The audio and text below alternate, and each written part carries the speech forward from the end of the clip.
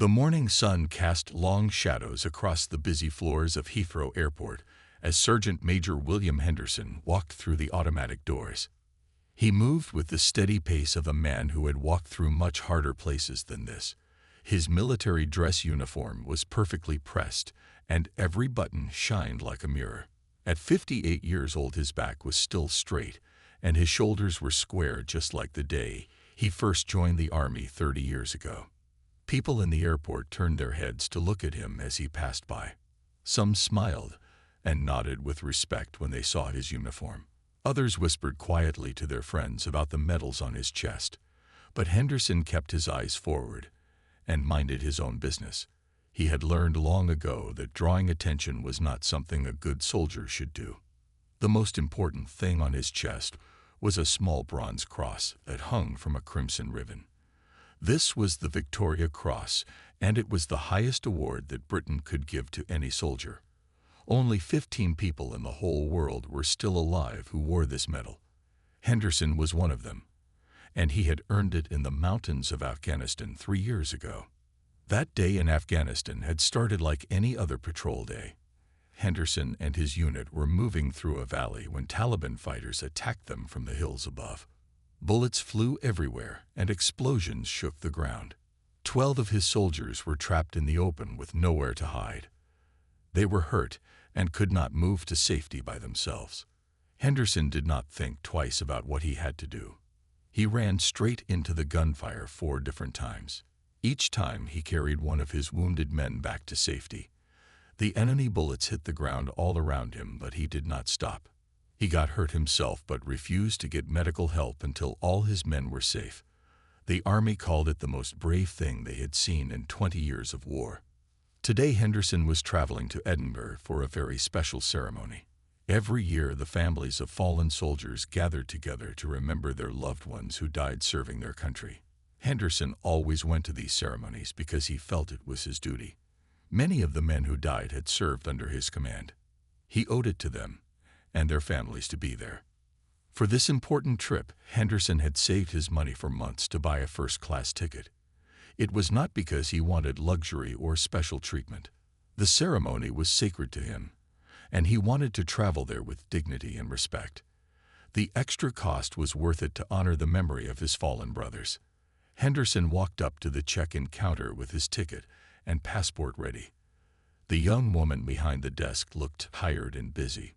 She barely looked up at him as she took his documents. Her fingers moved quickly on the computer keyboard as she processed his booking.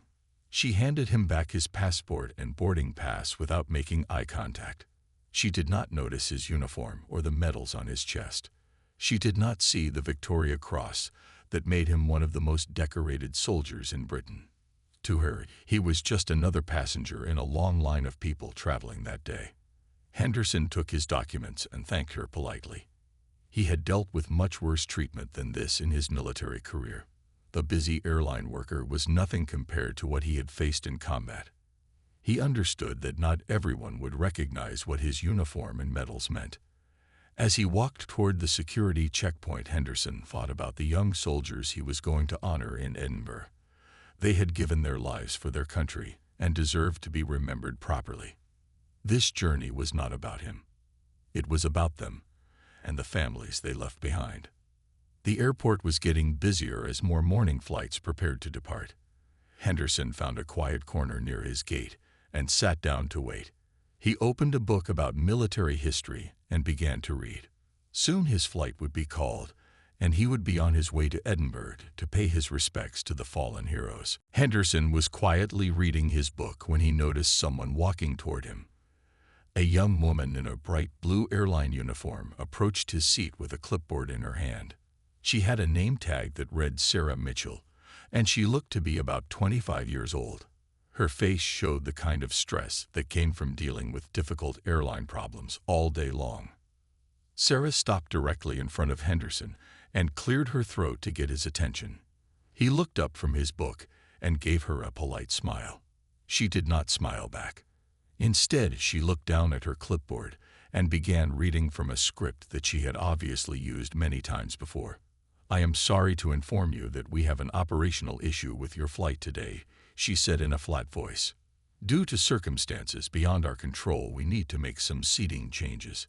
Your first-class seat has been reassigned to another passenger who has priority status with our airline." Henderson closed his book slowly and looked at her with confusion. He had bought his ticket months ago and had paid full price for the first-class seat. He asked her what she meant by priority status and why his confirmed reservation was being changed. Sarah shifted uncomfortably from one foot to the other.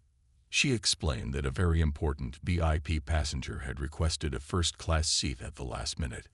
The airline had a policy of accommodating their most valuable customers, even if it meant moving other passengers to different seats.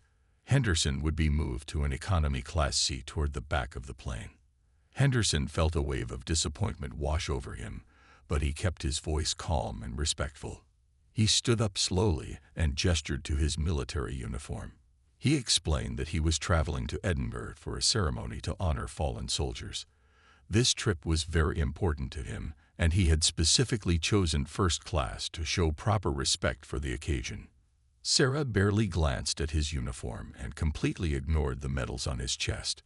She had been trained to handle passenger complaints, and she treated Henderson like any other unhappy customer. She told him that all passengers were equal regardless of their profession or reason for traveling. The airline could not make exceptions based on personal circumstances. Henderson pointed to the Victoria Cross on his chest and tried to explain its significance. He told her that only 15 people in the world were still alive who wore this medal. He had earned it by saving the lives of 12 soldiers under enemy fire in Afghanistan. Surely the airline could understand why this journey was so meaningful to him. Sarah looked at the medal with complete indifference. She had never heard of the Victoria Cross and did not understand its importance. To her, it was just another piece of military decoration that meant nothing for airline seating policies. She told Henderson that she was sorry, but the decision had already been made by management. Other passengers in the departure lounge began to notice what was happening. They could see an elderly soldier in full military dress being told to give up his seat. Some of them started whispering to each other about what they were witnessing. A few people took out their phones and began recording the conversation. Sarah reached into her pocket and pulled out a small voucher worth £50. She offered it to Henderson as compensation for the inconvenience. She acted like this small piece of paper would make up for the disrespect he was receiving. Henderson looked at the voucher but did not take it from her hand. "This is not about money," Henderson said quietly. "This is about respect and honor. I saved my money for months to buy this ticket because this journey means everything to me. Those young men I am going to honor in Edinburgh gave their lives for this country." Sarah looked at her watch impatiently. She had other problems to deal with and wanted to finish this conversation quickly. She told Henderson that he could either accept the economy seat or miss his flight entirely. Those were his only two choices, and she needed an answer right now. Henderson looked around at the other passengers who were watching this scene unfold. He saw anger and disbelief in their faces. They understood what Sarah could not see. They recognized that something very wrong was happening here. Henderson stood there holding the economy-class boarding pass that Sarah had forced into his hand. His shoulders remained straight, and his face showed no anger even though he felt deeply hurt inside. He had faced much worse situations in his military career, and he would handle this with the same dignity he had always shown. But the other passengers in the departure lounge were not as calm as Henderson. They had watched the entire conversation between him and Sarah. They had seen how she dismissed his uniform and ignored his medals. Many of them were shocked by what they had just witnessed. A tall businessman in an expensive suit was the first person to approach Henderson. His name was Robert Chen, and he worked for a large company in London.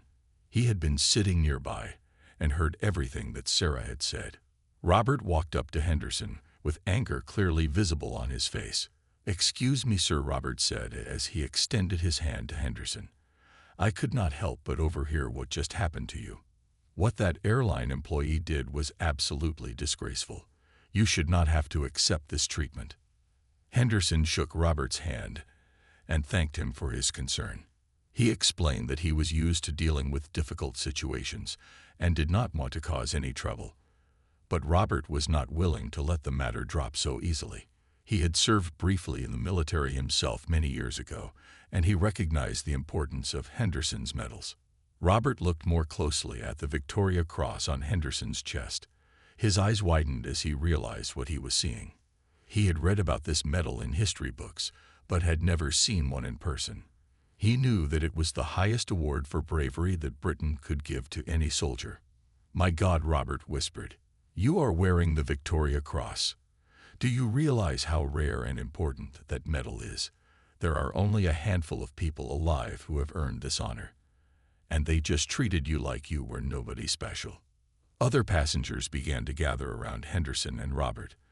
An elderly couple named James and Margaret Walsh approached them with concern on their faces.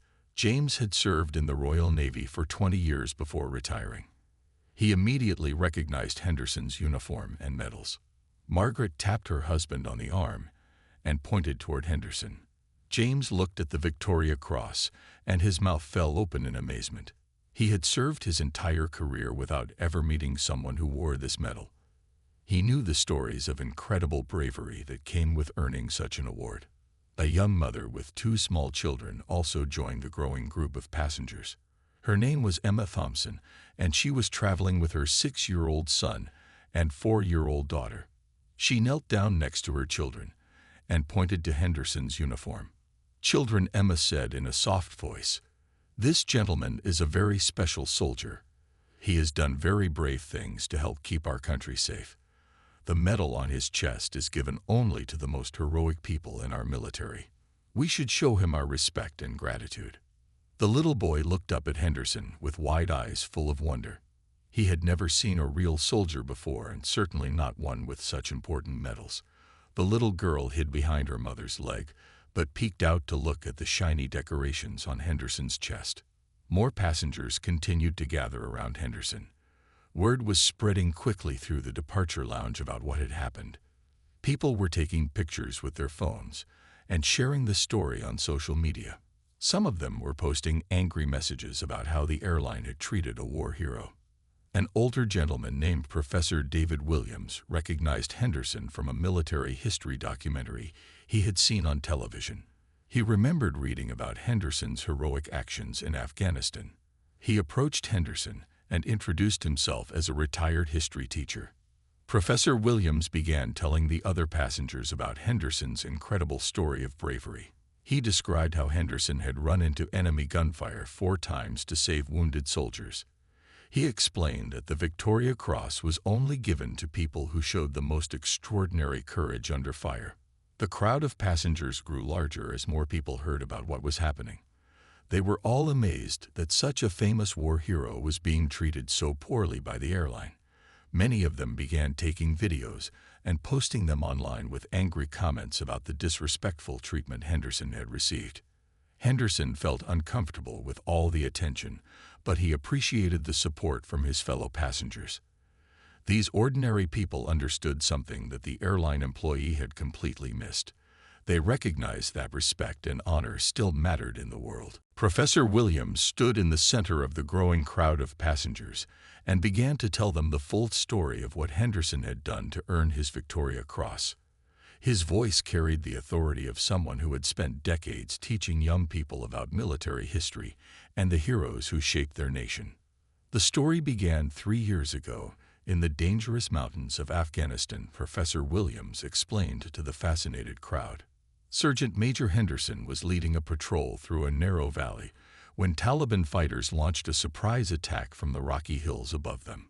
The enemy had chosen their position perfectly and caught the British soldiers in a deadly trap. Henderson listened quietly as the professor told his story. He did not like talking about that day because it brought back painful memories of the friends he had lost.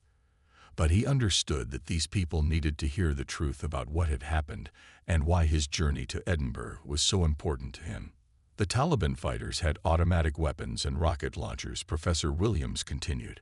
They were shooting down at Henderson and his men from high positions in the rocks.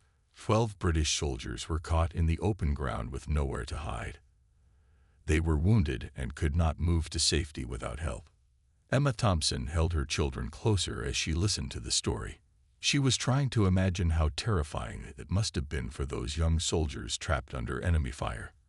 Her 6-year-old son was listening carefully to every word that Professor Williams spoke. What happened next was something that military historians will study for generations, Professor Williams said with admiration in his voice. Henderson did not hesitate for even 1 second. He saw his men in danger, and he knew what he had to do. He ran straight into the heaviest gunfire to reach the first wounded soldier. The crowd of passengers listened in complete silence as Professor Williams described how Henderson had carried the first wounded man back to safety. Enemy bullets were hitting the ground all around him, but he did not stop or take cover. He reached the safe area and immediately turned around to go back for another soldier. Henderson made 4 separate trips into that deadly zone, Professor Williams explained. Each time he carried one of his wounded men to safety.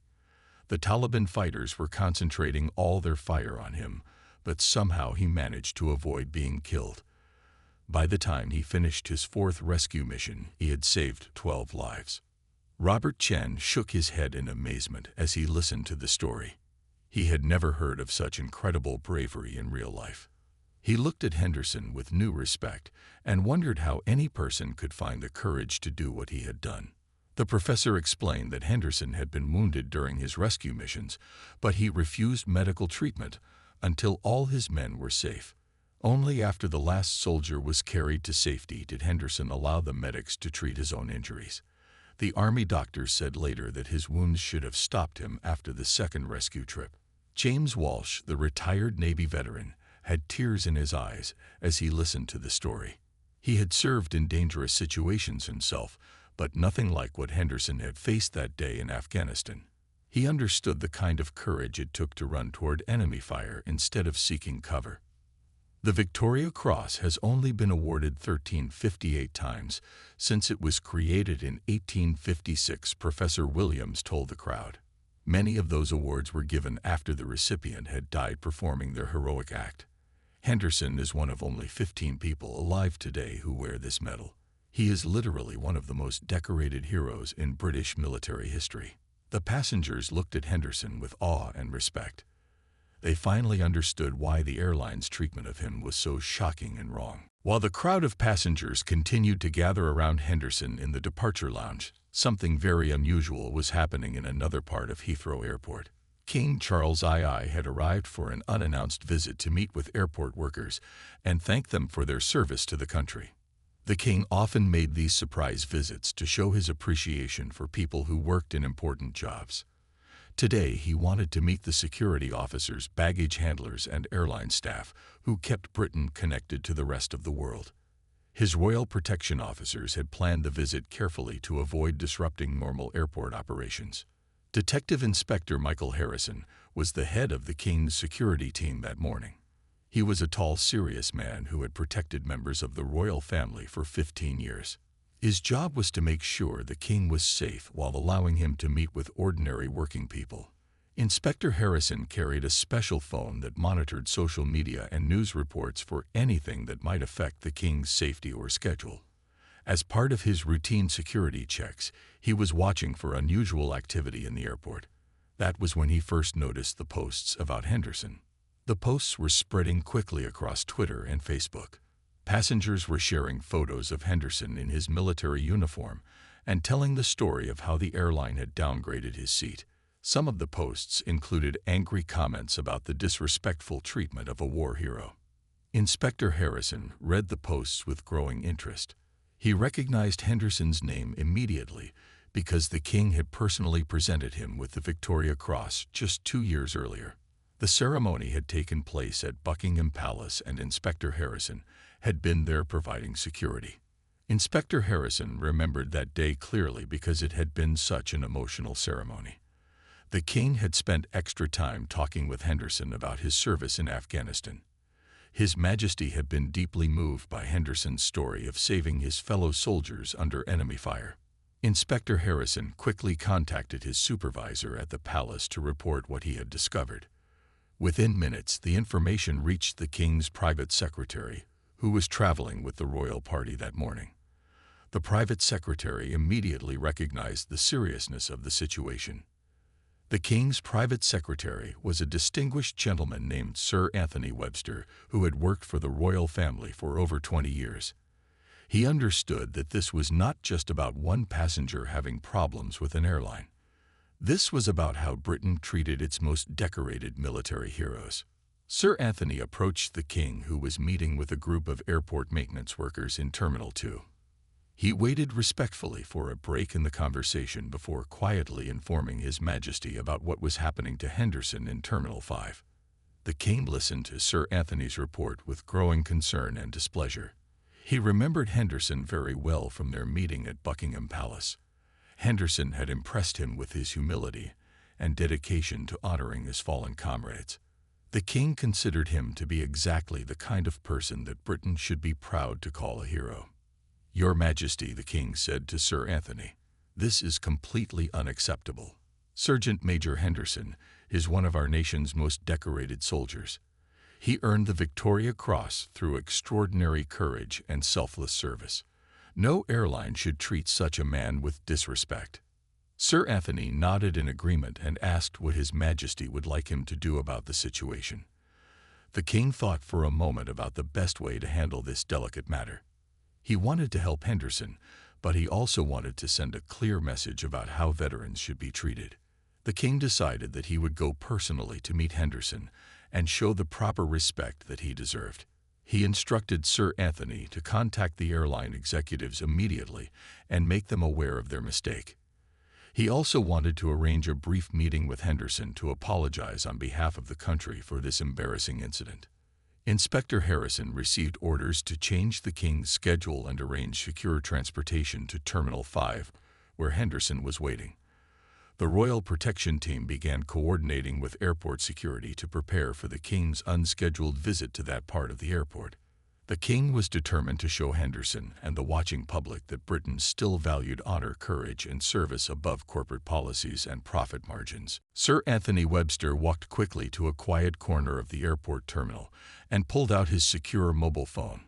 He had the direct number for the chief executive of the airline, and he intended to use it immediately.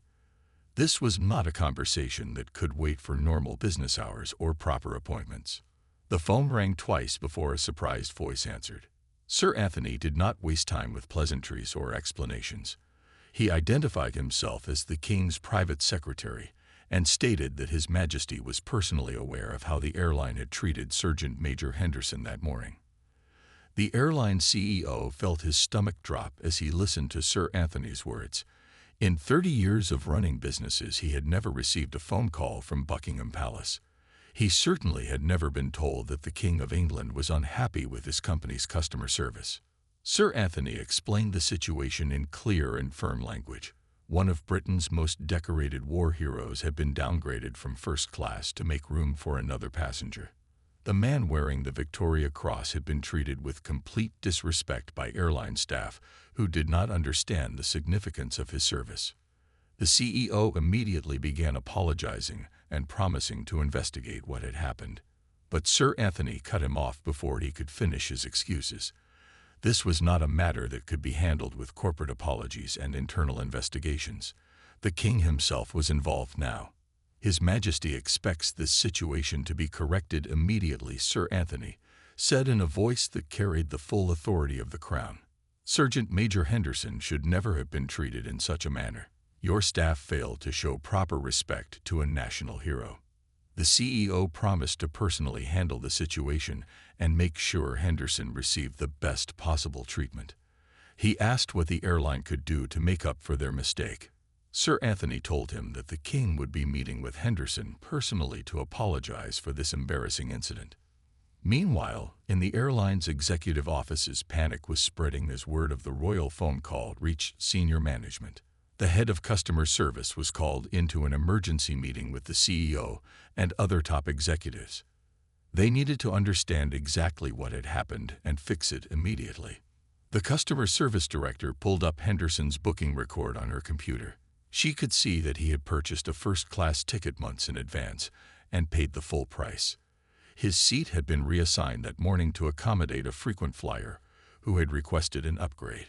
The executives realized that their standard policy of accommodating VIP customers had created a public relations disaster. They had treated a Victoria Cross recipient like an ordinary passenger, and now the King of England was personally involved in the complaint. The CEO ordered his staff to find Henderson immediately and upgrade him to the best accommodation available on the aircraft.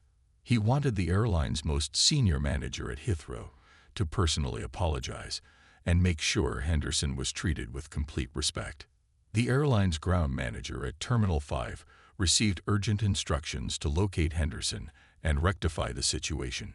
She was told that this was now the airline's highest priority and that any mistakes would result in serious consequences for everyone involved. Back in Terminal 2, the King was finishing his meeting with airport workers when Inspector Harrison approached with an update. The Royal Protection Team had confirmed Henderson's location and arranged secure routes for the King to travel there. Airport security was being briefed about the unscheduled royal movement. The King thanked the airport workers for their time and explained that he had an urgent matter to attend to elsewhere in the airport.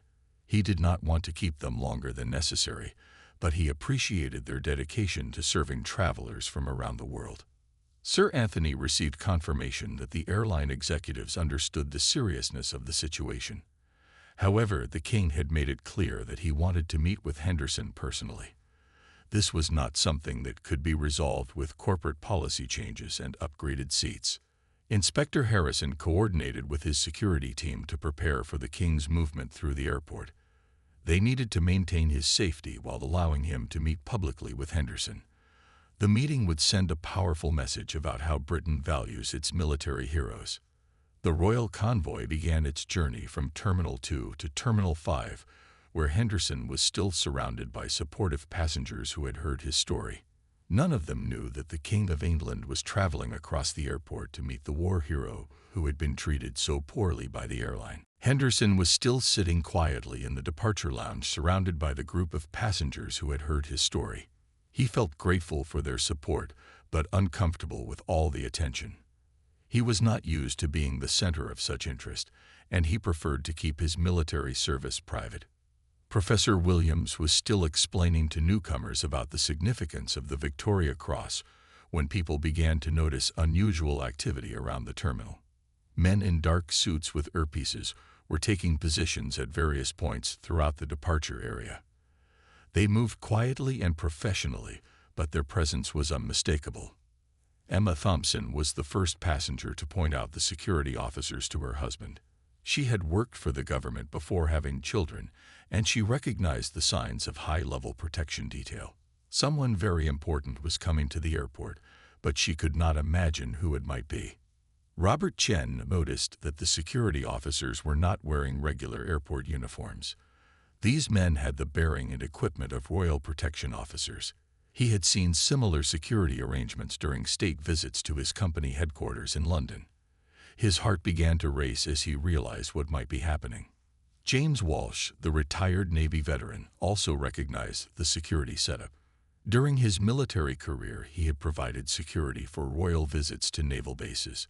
The coordination and professionalism of these officers told him that a member of the royal family was approaching the area. Henderson looked up from his book as he noticed the change in atmosphere around the departure lounge. The passengers were whispering to each other and pointing toward the security officers. He had enough experience with military security to recognize what was happening. Inspector Harrison spoke quietly into his radio as he confirmed that the area was secure for the King's arrival.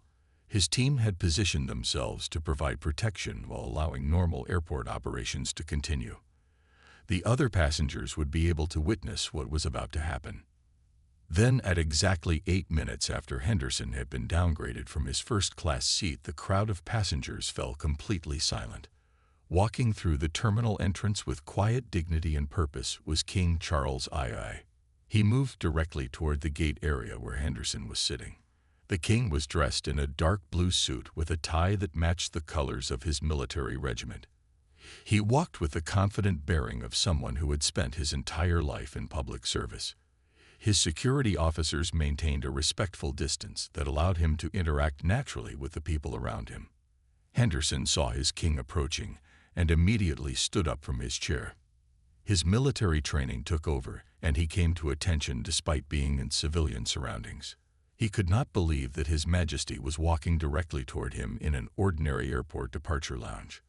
Other passengers began taking pictures with their phones as they realized they were witnessing something extraordinary. The King of England was making an unscheduled visit to meet with the war hero who had been treated so poorly by the airline. Many of them had never seen a member of the royal family in person. Professor Williams stepped back respectfully as the king approached Henderson. He understood that this was a moment between the sovereign and one of his most decorated soldiers. The crowd of passengers formed a natural circle around them while maintaining a respectful distance. The king walked up to Henderson and extended his hand in greeting. Henderson reached out to shake hands with his monarch while trying to process what was happening. He had met the king before at Buckingham Palace, but never expected to see him again, especially not in an airport departure lounge. Emma Thompson lifted her 6-year-old son so he could see over the crowd of adults. She whispered to him that he was watching something very special that he would remember for the rest of his life. The little boy watched with wide eyes as the king spoke to the soldier with all the important medals. Robert Chen felt honored to witness this remarkable meeting between the king and the war hero. He understood that he was seeing British values of honor and respect being demonstrated at the highest level. This was exactly how a grateful nation should treat its military heroes. The entire departure lounge watched in amazed silence as their king personally greeted Sergeant Major Henderson. Airport staff members stopped what they were doing to observe this unprecedented scene. Even the airline employees who had caused the problem were watching from a distance with growing understanding of their mistake. The king shook Henderson's hand with genuine warmth and looked directly into his eyes. "Your Majesty," Henderson said quietly as he maintained his military bearing. He was still trying to understand why the king had come to find him in this busy airport terminal. "Sergeant Major Henderson," the king replied with a smile that showed both respect and concern. "I heard about what happened to you this morning, and I wanted to come personally to apologize. The way you were treated by the airline does not represent the values of our nation." Henderson felt overwhelmed by the king's presence and his kind words. He had not expected anyone to care about his problems with the airline, much less the monarch himself. He tried to explain that he did not want to cause any trouble or inconvenience for His Majesty. "You have caused no trouble at all," the king assured him. "The trouble was caused by people who do not understand the meaning of honor and service. You have given everything to serve our country, and you deserve to be treated with the utmost respect." The king looked down at the Victoria Cross on Henderson's chest, and his expression became even more serious. He remembered very clearly the day he had presented this medal to Henderson at Buckingham Palace. It had been one of the most moving ceremonies of his reign because Henderson's story was so extraordinary. "I recall our meeting at the palace when I had the honor of presenting you with this medal," the king said as he gestured toward the Victoria Cross. "I remember thinking that day how proud our nation should be to have soldiers like you defending our values and protecting our people." Henderson felt his emotions stirring as he remembered that special day at Buckingham Palace. His family had been there to watch as the king personally thanked him for his service in Afghanistan. It had been one of the proudest moments of his military career. "The ceremony you are traveling to attend today is very important," the king continued. "Honoring our fallen heroes is one of the most sacred duties we have as a nation. Your presence there means everything to the families who lost their loved ones in service to our country." Other passengers listened carefully to every word the king spoke. They were witnessing a conversation between the head of state and one of his most decorated soldiers. Many of them felt moved by the respect and gratitude that the king was showing to Henderson. Emma Thompson wiped tears from her eyes as she watched the king speak to Henderson. She explained quietly to her children that they were seeing something very special. The most important person in Britain was taking time to thank a soldier who had been very brave in helping other people. Professor Williams felt privileged to witness this historic meeting. He knew that he was watching something that would be remembered and talked about for many years. This was exactly how a monarch should treat the heroes who served under the crown. The king asked Henderson about his health and how he was adjusting to civilian life after his military retirement. Henderson explained that he missed his fellow soldiers, but was grateful for the chance to attend ceremonies that honored their memory. These events helped him feel connected to the military family he had served with for so many years. "I want you to know," the king said in a voice loud enough for nearby passengers to hear, "that your service and sacrifice will never be forgotten. The Victoria Cross you wear represents the highest ideals of courage and selflessness. Every citizen of this nation owes you a debt of gratitude." Henderson felt deeply moved by the king's words. He had never sought recognition or special treatment for his military service. He had simply done what he believed was right when his fellow soldiers needed help. But hearing these words from his king made him feel that his sacrifices had been worthwhile. The king then turned his attention to the crowd of passengers who had gathered around them. He thanked them for showing proper respect to Henderson and for understanding the importance of honoring military service. Their reaction to the airline's poor treatment had helped bring this situation to his attention. Robert Chen stepped forward and thanked the king for coming to meet Henderson personally. He explained that all the passengers had been upset by how the airline had treated such a decorated war hero. The king's presence showed that Britain still valued honor and service above corporate profits. The king nodded approvingly at Robert's words. He explained that respect for military service was one of the fundamental values that made Britain strong. When institutions failed to show proper respect to veterans, the entire nation suffered as a result. After speaking with Henderson for several minutes, the king turned his attention to the group of airline executives who had hurried to the departure lounge. They stood at a respectful distance, looking extremely uncomfortable as they waited for an opportunity to speak with His Majesty. The king walked over to the senior airline manager with a serious expression on his face.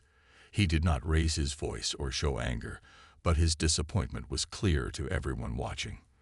The manager immediately recognized that he was facing the most important conversation of his career. "I am deeply disappointed in how your airline treated Sergeant Major Henderson this morning," the king said in a calm but firm voice. "This man is wearing the Victoria Cross, which is the highest honor for military bravery that our nation can bestow.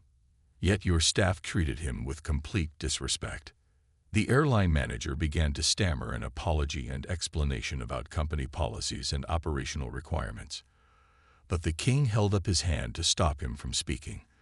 This was not a time for corporate excuses and bureaucratic explanations. "Your policies and procedures are not more important than showing proper respect to the men and women who have served our country," the king continued. "Sergeant Major Henderson saved the lives of 12 soldiers under enemy fire in Afghanistan. He deserves better treatment than what he received today." The manager assured the king that the airline would immediately correct their mistake and upgrade Henderson to the best available accommodation. He promised that they would review their policies regarding military personnel and make sure this kind of incident never happened again. But the king was not finished addressing the situation. He wanted to make sure that everyone understood the broader significance of what had happened. This was not just about one passenger having problems with an airline. This was about how society treated its heroes. The king announced that Henderson would be upgraded to the airline's most luxurious private suite, normally reserved for heads of state and other dignitaries. The airline would also provide him with a formal written apology and a significant financial contribution to his favorite military charity. The crowd of passengers erupted in spontaneous applause as they heard about Henderson's upgrade. They had been following this story from the beginning, and they were thrilled to see justice finally being served. Many of them continued taking pictures and videos to share on social media. Henderson felt overwhelmed by the king's intervention on his behalf. He tried to tell His Majesty that such special treatment was not necessary, but the king insisted that it was exactly what Henderson deserved. Britain needed to show the world how it honored its military heroes.